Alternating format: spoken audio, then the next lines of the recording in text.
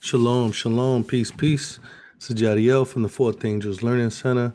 Thank you guys for tuning in to our study today. Today's study is going to be quite interesting. We're going to be talking about the pre-incarnate Messiah. I know that there's a lot of individuals that have questions pertaining to whether or not Messiah was an actual separate entity from Yah. I know many times people say that he was inside the Father or in the Father's mind or things like that. So we're going to kind of confirm with Scripture whether or not he was a separate entity that was known, actually, that was known by the patriarchs, by the Israelites, etc. So we're going to start right away because I think there's a few things that we need to kind of take our time on as we're going through. So before we start, if Fourth Angels Learning Center has been a blessing to you and you want to support this ministry, you can support us at 4alc.com. And you can also cash app us at $ 4ALC bless. That's $ 4ALC BLESS. Also want to remind everybody, if you haven't already, please subscribe to the YouTube page and share these videos. It definitely does support push the truth further than what we are able to do as well. So praise Yah. We're gonna dive into this idea of Messiah being pre-incarnate. Now, one of the things I wanted to do was I wanted to take a few principles that we see in the New Testament, but I wanted to prove it with the Torah and with the Tanakh, the Torah and the prophets. So I'm gonna take a few statements, and then I'm gonna prove these statements from the Tanakh. All right. So the first thing I want to mention is there's quite a few verses. The first thing I want to mention, because I want to kind of build up this argument. Let me see if I could pull up the Bible.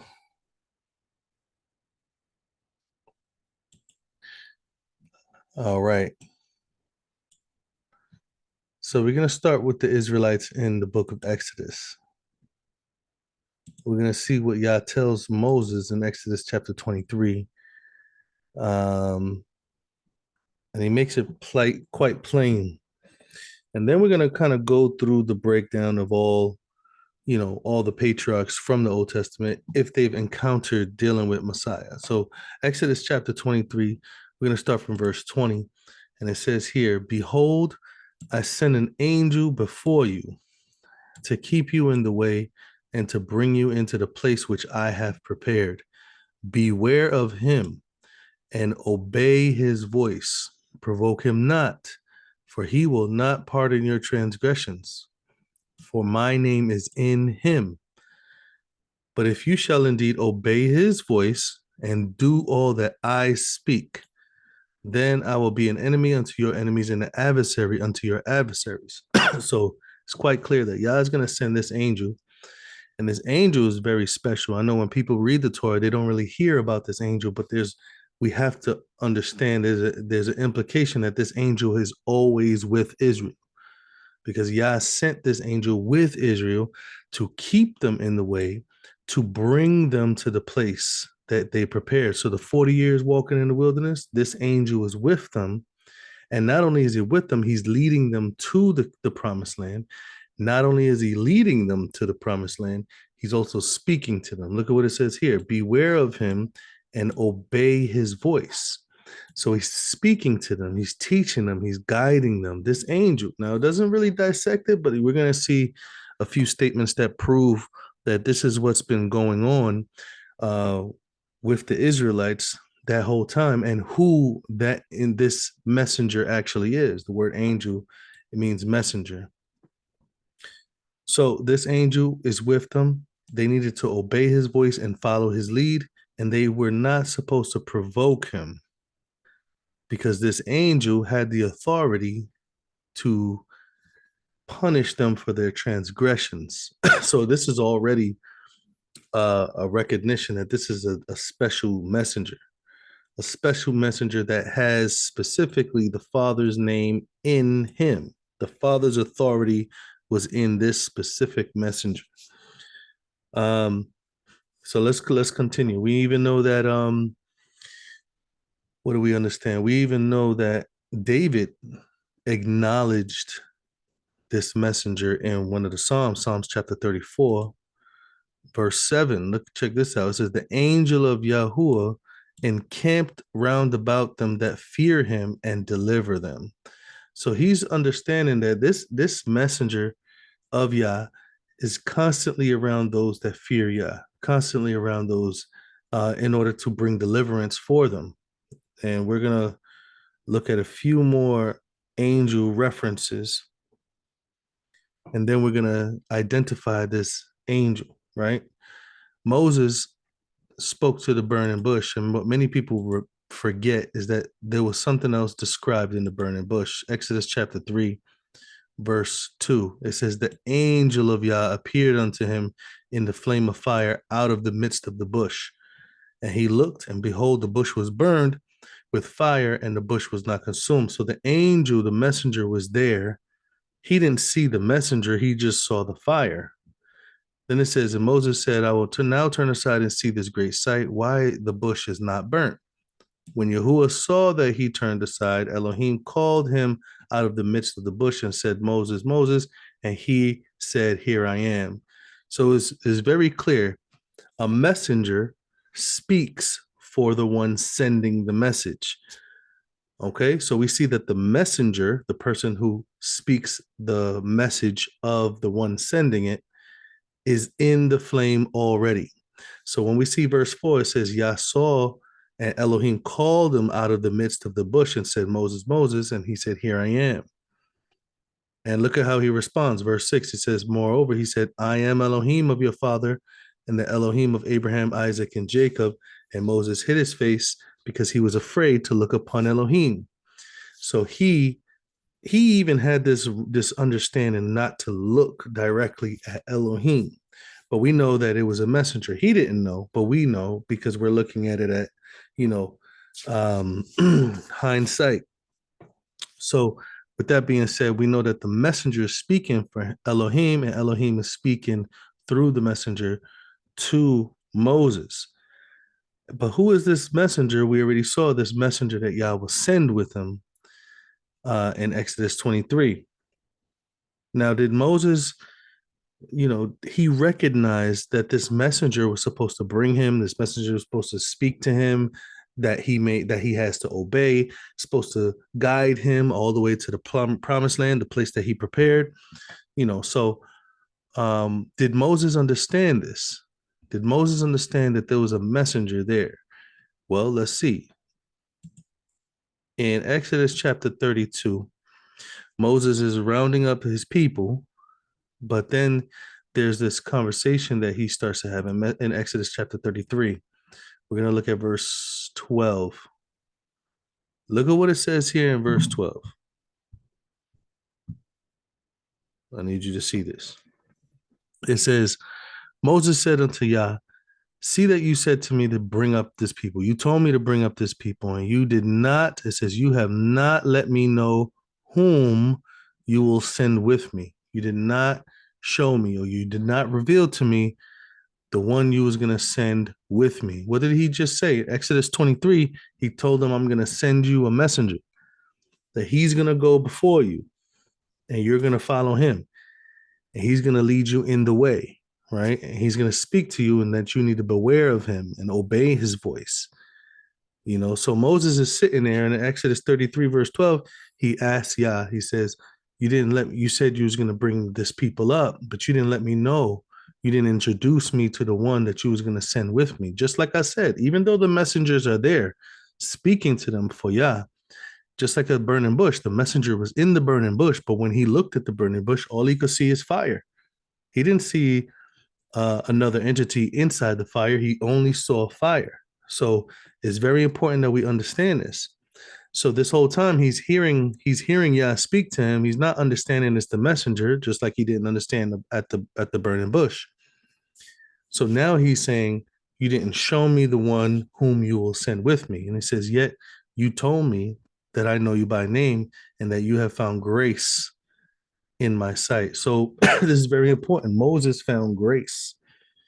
He found grace in Yah's sight. He received grace, specifically, especially through this angel that he sent with him to lead him to the promised land. He found grace through this angel. And so he's asking, you didn't introduce me to the one whom you will send with me.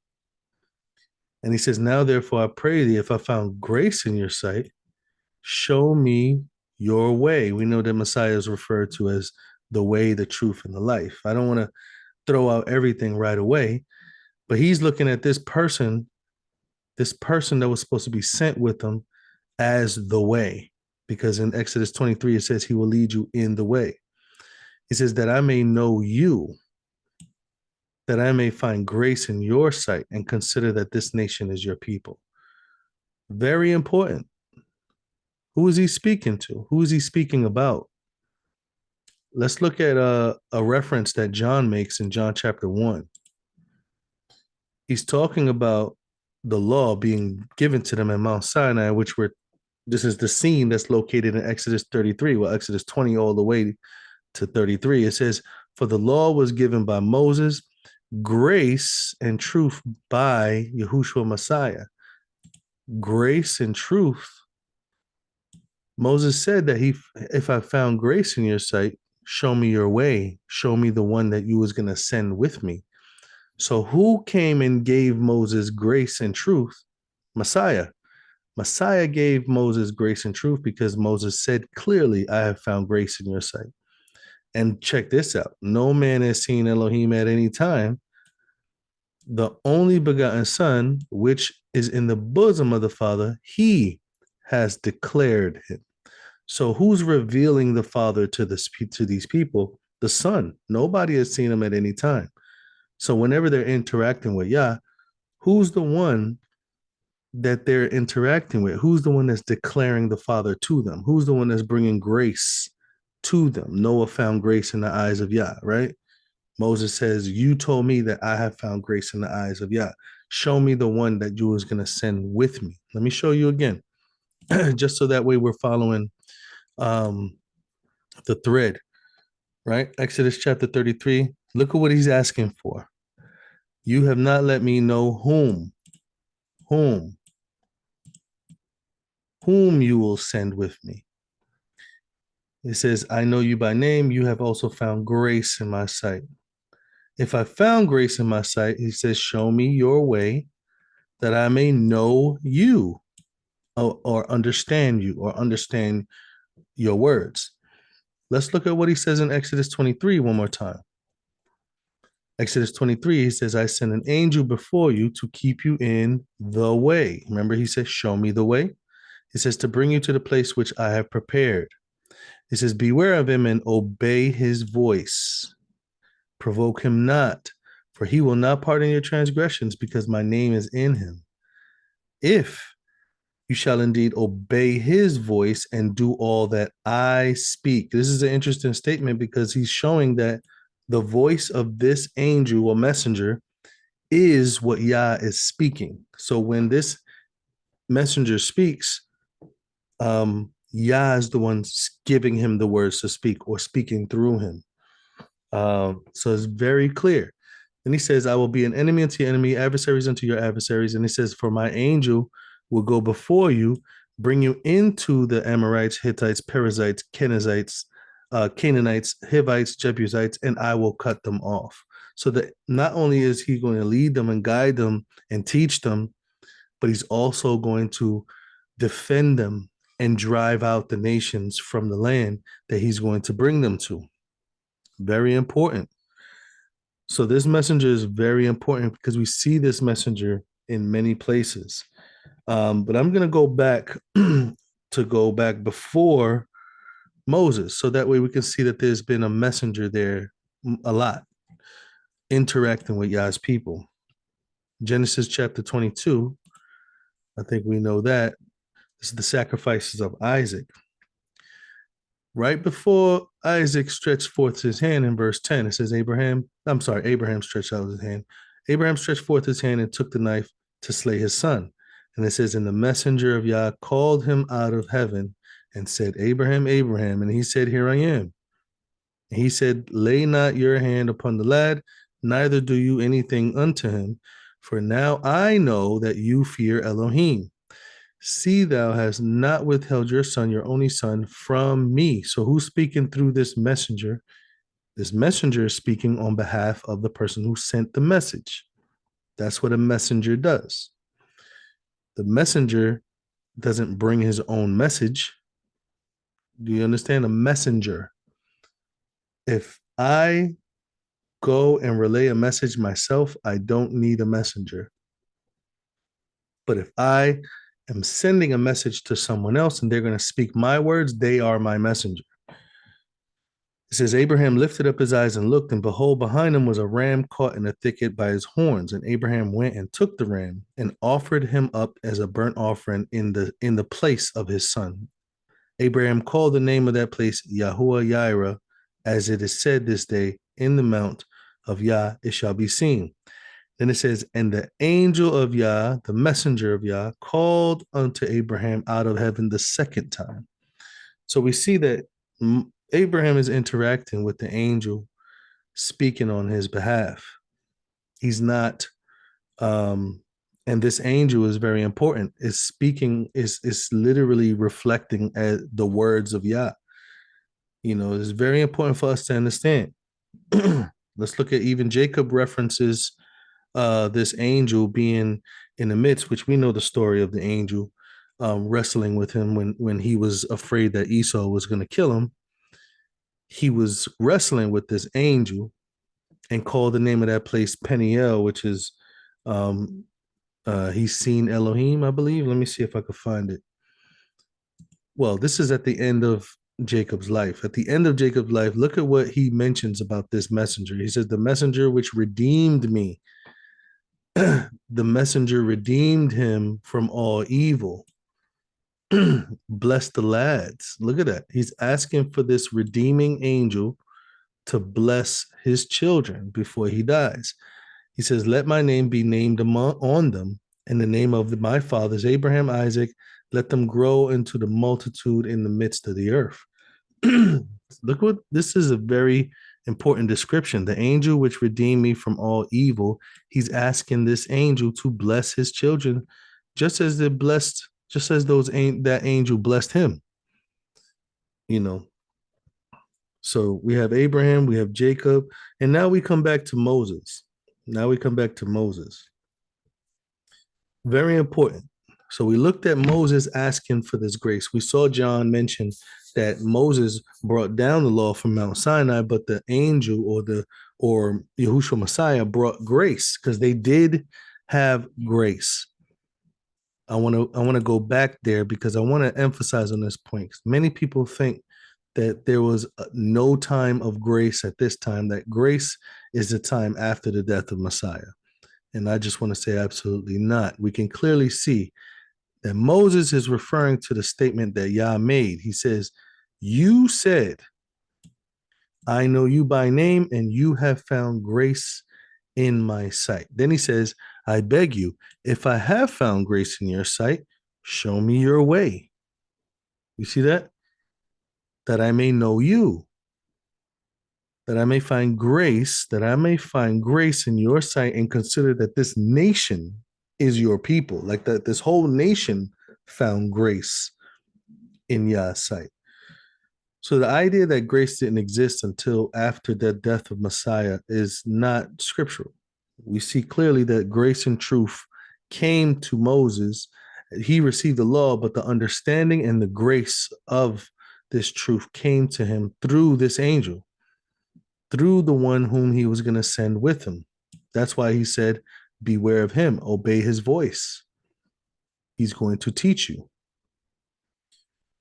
Let's look a little bit more about what was going on during the time of Moses, so that way we could see the interaction of this messenger, which we believe is Messiah. Let's look at this. Exodus chapter 13, right? Verse 21 to 22. Look at what it says. It says, Yah went before them by day in a pillar of a cloud to lead them the way. by night in a pillar of fire to give them light, and to go by night and day. And he took not away the pillar of the cloud by day, nor the pillar of the fire by night from before the people. So this pillar of cloud by day, this pillar of fire by night, it says that Yah went before them.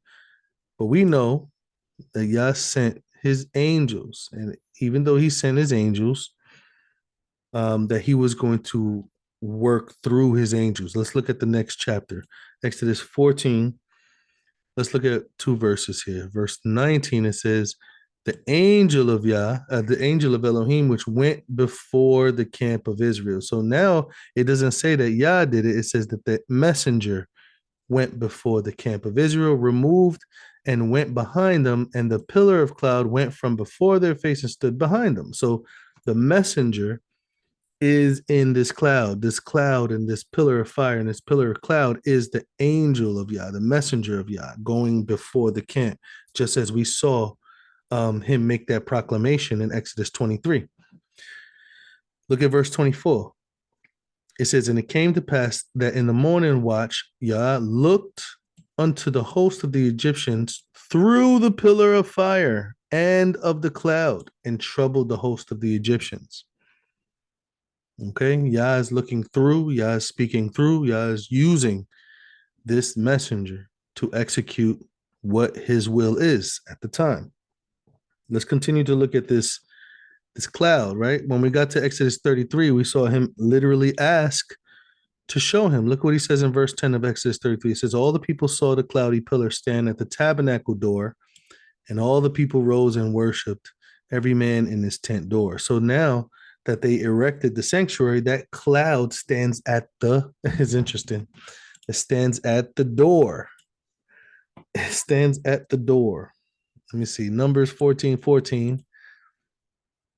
Numbers 14:14, it says, and they will tell it to the inhabitants of this land, for they have heard that you, Yah, are among this people, that you, Yah, are seen face to face by that cloud that stands over them, and that you gave them before them by daytime a pillar of cloud and by night a pillar of fire. So he's saying that Yah is with them, that Yah is seen face to face, and that the cloud stands over them or is protecting them. Very important. Let me go back to this verse in Exodus 33:10. It says the people saw it and the pillar at the tabernacle door. What does Messiah say about himself? Messiah says very clearly, I believe it's in John, is it in John 10? I think you guys know. It says, verily, verily, I say it to you, he that enters not by the door into the sheepfold, but climbs up some other way, the same as a thief and a robber. But he that enters in by the door is the shepherd of the sheep. And to him the porter opens, and the sheep hears his voice, and he calls his own sheep by name and leads them out. When he puts forth his own sheep, he goes before them, and the sheep follows him, for they know his voice. Later on, he says, then Yahushua said again, verily, verily, I say it to you, I am the door. I am the door of the sheep. Verse 9, I am the door. By me, if any man enter in, he shall be saved, and shall go in and out and find pasture. I am the door. So the pillar of the cloud is by the door of the tabernacle, which is just an interesting note, but we don't have to focus on that. Let's look at a few more verses, especially in the Torah. Let's go to Nehemiah. Let's go to Nehemiah. Nehemiah chapter 9, I believe. Chapter 9. Let's look at verse 19. It says here, yet you in your manifold mercies, you forsook them not in the wilderness. The pillar of cloud departed not from them day by day to lead them in the way. Remember, he said, I'm going to send you the angel to lead you in the way. He says that cloud never departed from them. Neither the pillar of fire by night to show them light and the way wherein they should go. It says that you gave also your good spirit to instruct them. So you remember the angel was they were supposed to obey his voice. It says, and withheld not your manna from their mouth, and gave them water for their thirst. which we're going to talk about that as well, because there's a reference, very important reference that shows this. Let's go to Revelation 10. Going into the New Testament now, see the consistency. Look what verse 1 says. And I saw another mighty angel come down from heaven, clothed with a cloud. Who's this? It says a rainbow was upon his head, and his face was as the sun, and his feet was as the pillar of fire. So the pillar of fire, and he was a cloud. Pillar of fire, and it was a cloud, and he's a messenger that came down, and his face was like the sun. Rainbow upon his head. Let's look at another reference. Revelation 14, going down here. Look at what it says. I looked, and behold, a white cloud, and upon the cloud was one like the Son of Man, having on his head a golden crown, and in his hand a sharp sickle.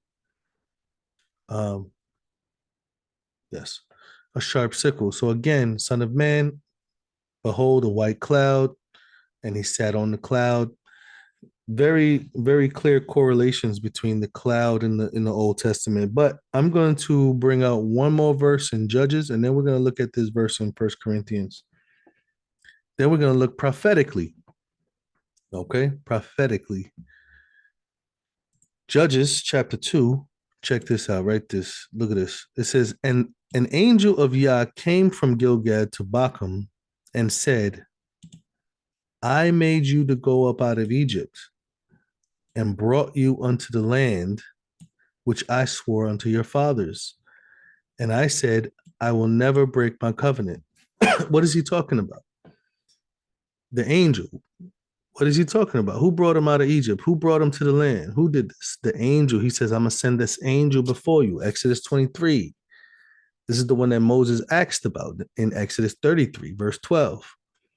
So now we're in Judges, and it says that the angel of Yah came to him and said, I'm the one that did this, right? And then it says in verse 2, it says, you shall make no league with the inhabitants of this land.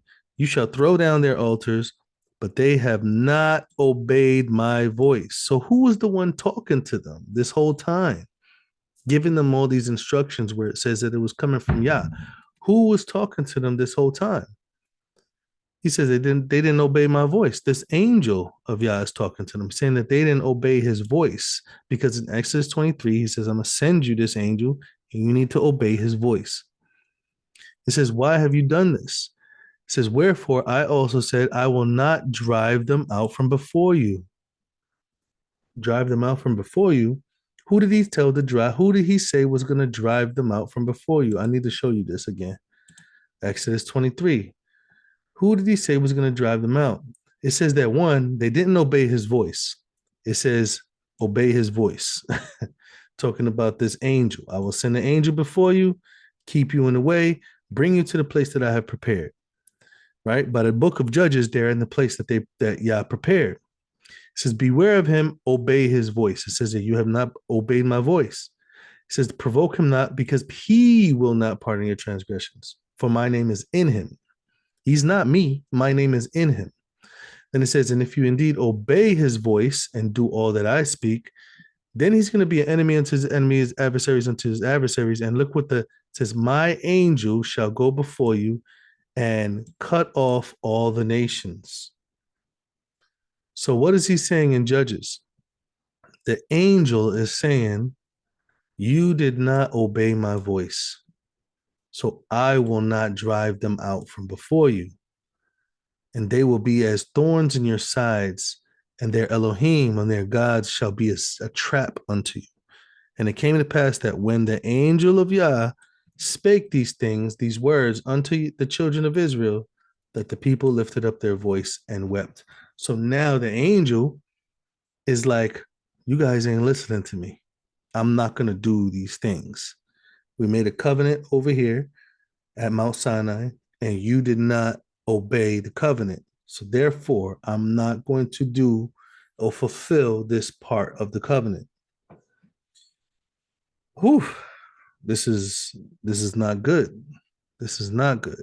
So this whole time of Israel being in the wilderness, Israel being provided for and protected and guided and taught, where like Yah is speaking to them, is through this messenger. Not only is it through this messenger, look at what it says here in 1 Corinthians chapter 10. 1 Corinthians chapter 10, it says, moreover, brethren, I would not have you that you should be ignorant, how that our fathers were under the cloud. What does that mean? Our fathers were under the cloud. That means that they were following under the authority of the angel. It says, all passed through the sea. And then it says, and all baptized unto Moses in the cloud and in the sea. So they were baptized or immersed unto Moses in the cloud, which is in the angel, in the messenger, in Messiah, and in the sea. You could go check out a study that I did on immersion, showing the principle of immersion always existed, in the Old Testament. So check that out.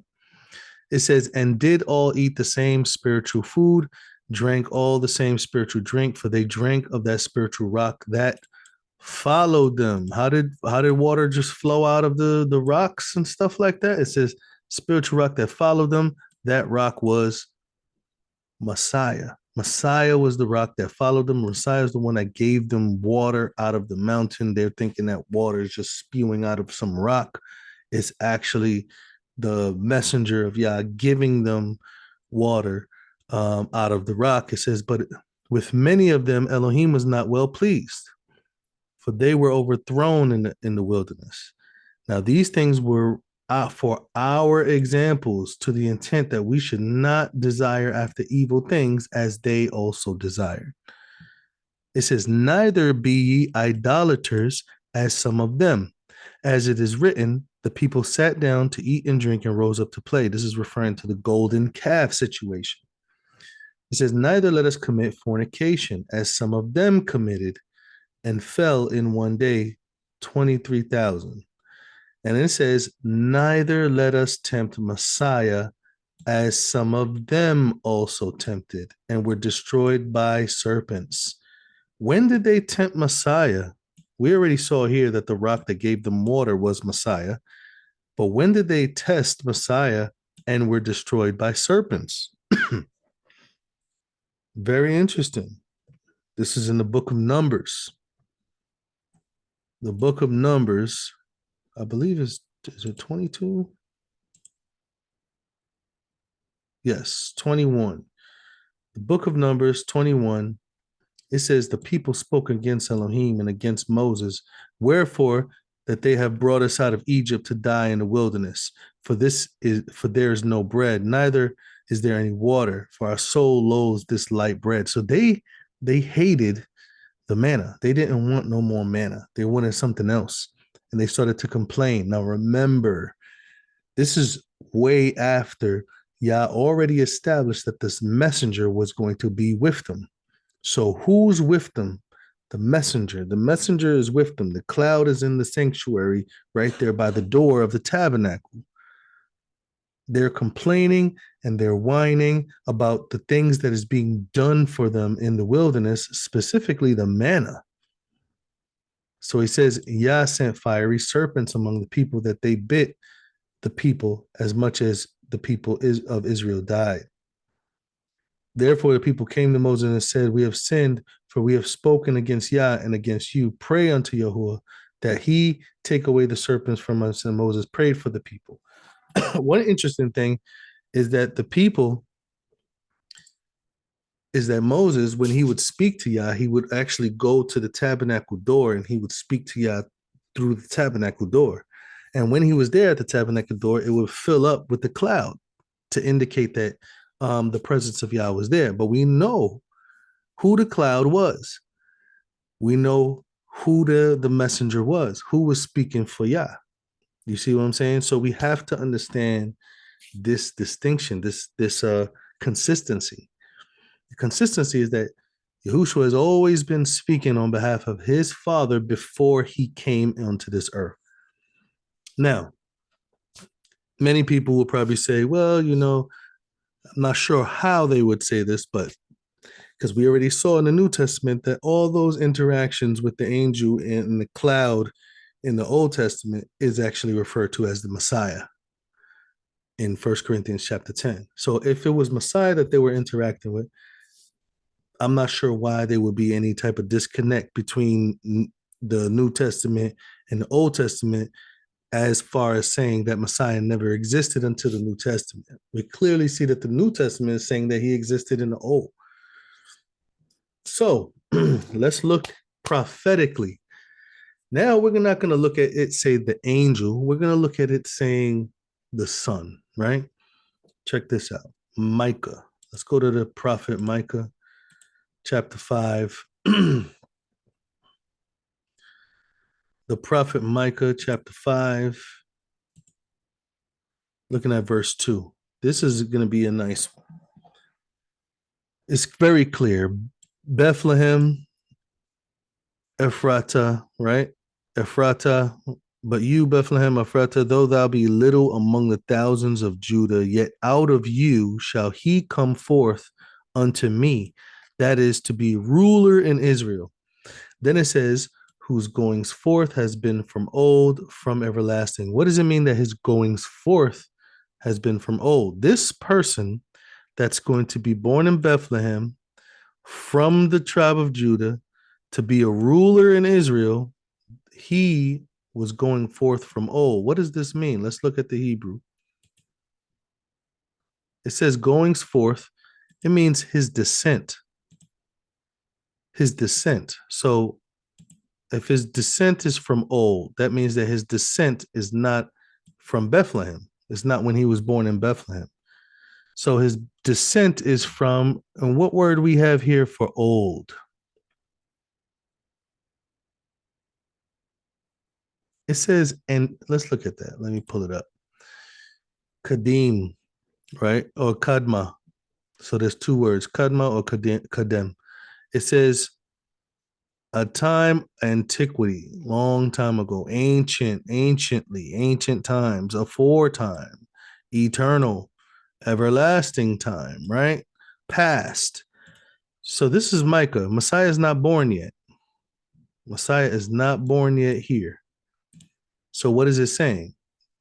That in Bethlehem, he will be born out of the tribe of Judah, and he will come and become a ruler in Israel, but his descent was from the past.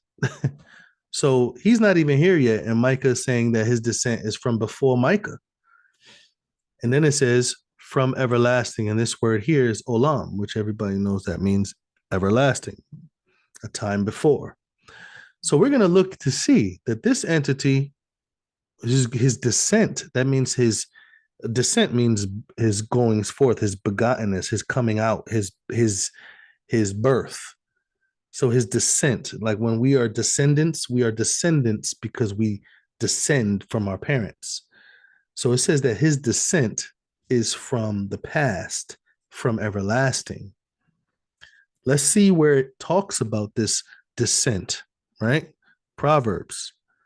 Let's go to Proverbs chapter 8. We're going to start at verse 22. Let's check out this descent. It says, Yah possessed me in the beginning of his way before his works of old. Remember, it says that his descent was of old. It was of old. Whose goings forth is of old from everlasting. It says here that someone is being received by Yah before Yah creates, before his works of old. It says that this entity was set up from everlasting, from the beginning or ever the earth was. So his setup was before earth was created. It says, when there was no depths, I was brought forth. So what did Yah do before he made water? He brought forth this individual that is referring to there, the one that was going to be born in Bethlehem, according to Micah 5:2. He brought him forth before there was no depths. Now remember, in the book of Genesis, in the beginning, it says that the earth was a big ball of water and that the Ruach hovered over the face of the deep, right? Hovered over the waters. So this is before there was waters. Before there was waters, this messenger, this descendant from Yah is being brought forth when there was no fountains abounding with water. Before the mountains were settled, before the hills was I brought forth. Yet while yet the earth was not made, nor the fields, nor the highest part of the dust of the earth, when he, talking about Yah, when Yah prepared the heavens, I was there. When he set a compass upon the face of the depth, when he established the clouds above, and when he strengthened the fountains of the deep. So now when he made water, guess who's already there? It says, when he gave to the sea his decree that the water should not pass his commandment, when he appointed the foundations of the earth, then I was by him. It says as one brought up with him, but it was this means a master craftsman. That means that he was working with the Father. The Father was using him to work. So he says, then I was by him as a master craftsman, and I was daily his delight, rejoicing always before him. He was daily his delight, and he was rejoicing. Let's look right here. Look at the statement it says about this entity that was brought forth by the Father. Brought forth means begotten, by the way. It says, whosoever finds me finds life and shall obtain favor of yahuah. So he's correlating, if you find me, you find life and you obtain favor from yahuah. But he that sins against me wrongs his own soul. All they that hate me love death. Let's look at a few statements that sound familiar. 1 John chapter 5, verse 12. Look at what it says. Elohim have given us eternal life. This life is in his son, right? It says, he that hath the son have life. That's what it says. He that finds me finds life. He that hath not the son does not have life. Let's go back to the Old Testament so we can recognize that this entity that's being begotten before creation is actually the son of Yah in his position as the son of Yah. Let's go back to Proverbs chapter 30. Check this out. Who have ascended up into heaven or descended? It says, who have gathered the wind in his fist? Who bound the waters in a garment? Who established all the ends of the earth? We just read this in Proverbs 8. This is talking about creation. And then it says, what is his name? And what is his son's name, if you can tell? So now this is creation. And he's saying, what's his son's name? What's his name and what's his son's name? Because he was brought forth before creation. So when creation began, as we can see here, the Father and his Son was there. I'm going to show one more verse, which correlates with Proverbs 8. Let's look at this verse one more time. Proverbs 8, look all the way at the bottom. Look at what it says here. He that finds me, he that sins against me wrongs his own soul. All they that hate me love death. This is not talking about Yah. This is the person talking, I was there. He's speaking for himself. So he's saying, if you sin against me, you wrong your own soul. All they that hate me love death. Look at what David says in Psalms chapter 2. Looking at verse 11 and 12. It says, serve Yah with fear and rejoice with trembling. It says, kiss the Son. Pay homage to the Son, lest he be angry and you perish from the way. It says, when his wrath is kindled but a little. Blessed are all they that put their trust in him. Who? The Son. Kiss the Son, lest he be angry and you perish from the way. This is what we saw. This is what Moses asked. Now show me your way, that I may know you. This is what he says in Exodus 30:23. He says, I would send an angel before you to lead you in the way. So the idea that Messiah did not exist as an actual entity beside his Father. Not only did he exist as a messenger speaking for his Father, he's the word of Yah. So not only did he exist as the word of Yah speaking on behalf of his Father, revealing his Father to all those who believe, not only was he there protecting Israel as the cloud and as the pillar of fire, Not only was he speaking to them that they had to obey his voice or he would bring punishment on them, like David said, lest he be angry, right?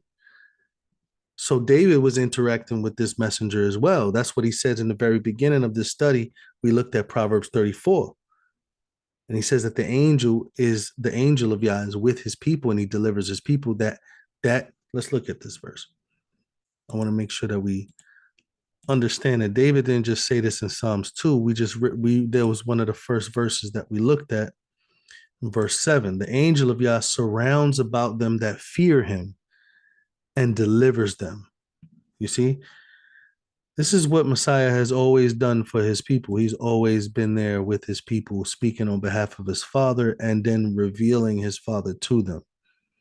This is what Paul says in 1 Corinthians 10, that they tested Messiah in the wilderness. So it's very important that we understand he has always been there and he's been trying to reveal that to us. You could go check that out. I have more studies pertaining to the Messiah being the only begotten son. I'm actually going to update some of those videos, so look out for those.